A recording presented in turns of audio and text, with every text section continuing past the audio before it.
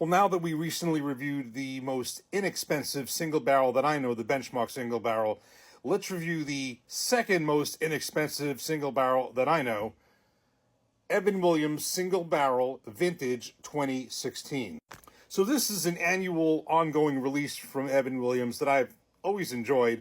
There was actually a period of time, I think in the early 2000s, where these were not available. I think these were only distillery-only releases. And then a year ago, they came back with the 2015 vintage. And now this is the 2016.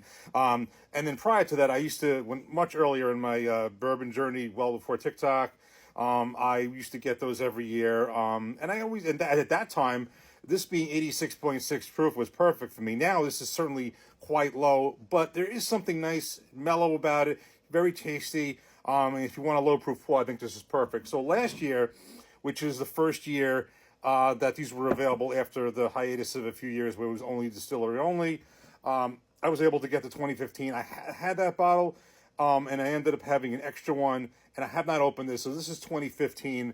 I don't know if it's worth saving, but I just thought it was kind of cool. So I held on to another one from 2015.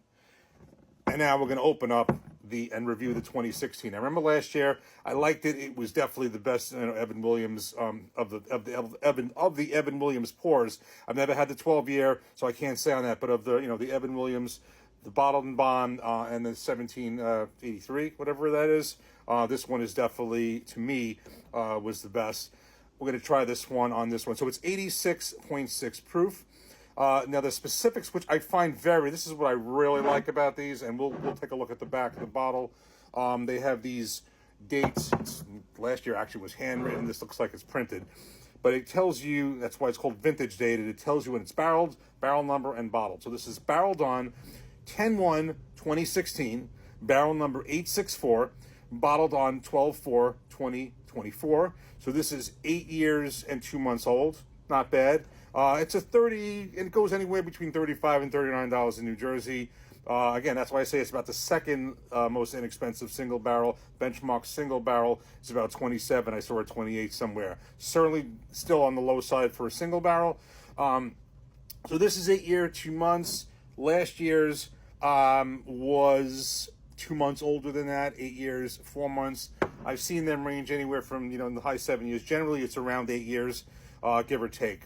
So that's pretty cool. Distilleries, Heaven Hill, mash bill 78% corn, 12% rye, 10% malted barley. Let's crack it open and see what 2016, if it was 2016 was a good year. Cheers. First thing, you see the front of the bottle. And here is the cool back for us to read. And then there's a little booklet that comes at the top. Very cool. Okay, so we got to pour it up. That was a fair cork pop. Actually, the second time was better. I put the cork back in, took it out, and then that was a better cork pop, but all the same. This is the elite. I don't know about the any of the specialty 12-year or anything, but this is the only, I believe this is only the only cork pop. The others have screw tops, the Evan Williams. This is basically the single barrel version of the Black Label. If you want to be in its purest form, it's the, I wouldn't exactly call it it's also the 1783. That's a small batch. I would say in its purest form, this is the single barrel version of the Black Label, which is the cheapest of them. For me personally, before I get into this, Evan Williams, I think the Bottled and Bond, a lot of people say the Evan Williams Bottled and Bond is a really another one of these really good values. The white label, as many people will refer to. I think it's okay. I've kind of liked it better in the past. I think the white label is better than the black label. I think the 1783 small batch actually may be the best of all of them. But this of those has been my favorite. But this is a single barrel. Every one is different. It's different from this one, and it's different from any other one. So let's see what 2016 was like. Very, very light nose. Not much there. I'm getting a typical Heaven Hill type nose, and it's kind of hard to describe that, but I know it as soon as I smell it. Cheers.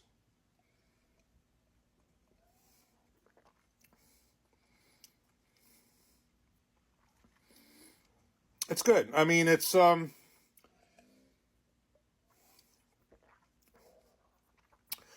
not bad. The thing is, I guess it's weird because coming back, I've been more on the higher side of proofs recently. Haven't really ventured into 86.6. Like I said, when I first got into these, the vintages from like 2011, 2012, that was, 8 years later, they released 2018 or something like that.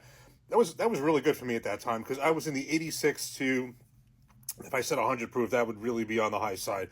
86, 90 proof, 94 proof was really where I was at.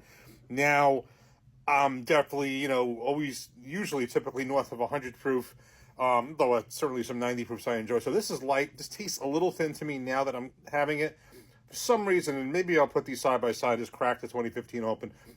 I think last year's, maybe, I just remember that being a little better. However, I will say two things. First of all, really good value for a single barrel. Number two, this proof level, this bottle, and the other ones as well, very good for those getting into bourbon, specifically, this the 1783, which is now 90 proof, used to be 86. The Black Label, very inexpensive. I think it's like 17 by me, probably less other places. So if you think about it, the single barrel version of the Black Label, it's basically double the price of it being a single barrel. Similar why the Benchmark single barrel is the most expensive of those. I will tell you this, though. In comparison to that, I think I like the Benchmark single barrel, the Buffalo Trace profile, better. So I'll try this again. I think it's nice. Nothing crazy. It's easy. If you're a beginner, certainly this is good. For some reason, I remember this one in 2015, I think, being a little bit better. Again, light proof, but I think I may just have to open this up and just kind of do a blind of the two of them. That might be interesting. I don't think it's that valuable that I have to say, but it's not like a Poppy Van Winkle, but I just like the vintage dating. That's the best quality of this. The way they vintage date this, it's very unique. Right on the back. I kind of like that. So, $35 to $39. It's not the end of the world. It's crazy expensive, and I think it's pretty good. So that's we'll see how it is when we get further into it. Maybe compare it against the vintage date the year before. Cheers.